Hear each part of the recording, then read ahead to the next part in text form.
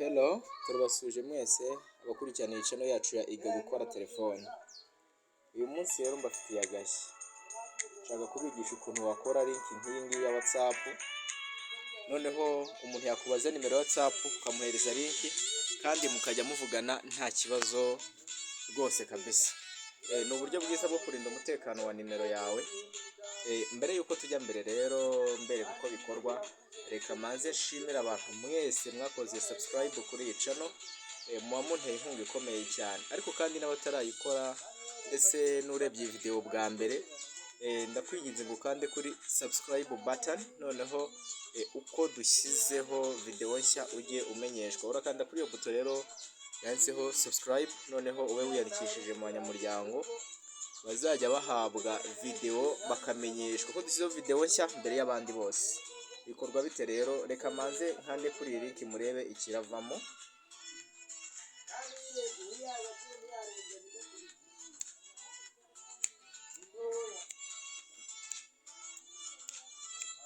Murebe iyi link isiduhingutsa kuri link to repair mobile phones. Ubwo ni account ya WhatsApp. Reka tumwandikire n'ubundi ukanda kuri continue chat.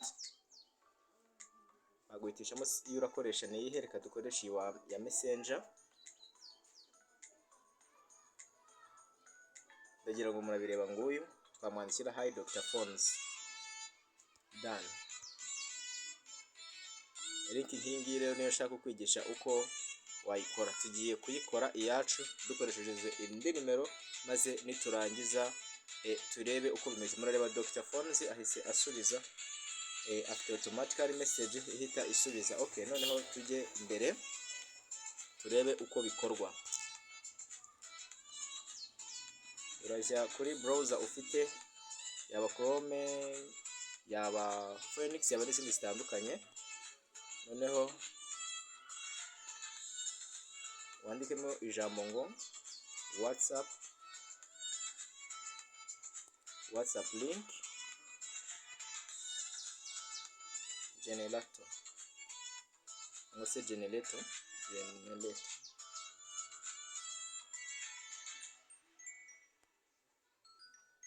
I'm sorry. Andika ijambo gasacinga create wa link. Uzagenzure neza kugira ngo udakanda ahahushanyije naho, ubwo uzakanda aha kandeho, ako kanya uzahinduka hasa gutya create WhatsApp link. Aha WhatsApp business yakora na WhatsApp messenger zose zirakora. Scroll down nangwa se umanuke, hari create a free WhatsApp link, get branded WhatsApp link. Aha ngaha ntabwo ari ubuntu, iyo ushakaho ubuntu ujya kuri create free WhatsApp link, kandaho bashyiramo nimero. Ngo abanza guhitamo igihugu, can choose country, hitamo igihugu, ariko ukimara kwinjiraho automatically yataberekana igihugu urimo. Reka dushyiraho nimero dushaka koresha.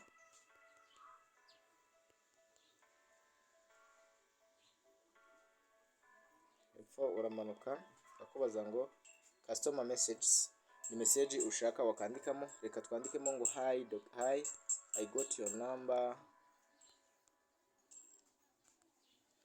Reka turebe ijambo twandikamo hi I got your number.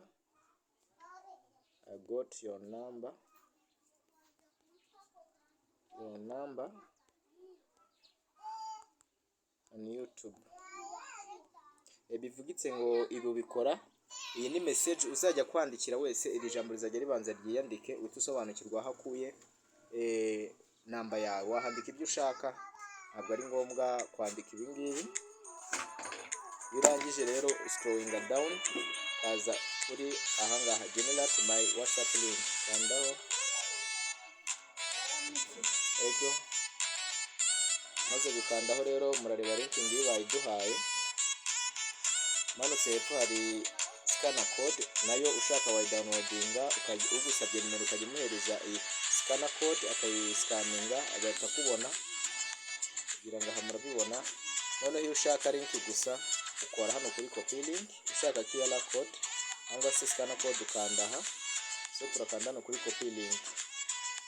Reba link bamaze kuyikora copy. noneho kugira ngo link tuyigenzure, reka tuyigenzure turebe kuri search. Murareba iri buze kuba itandukanye n'iya mbere, kandaho searching dash scroll down, murareba haje indi foto. Continue.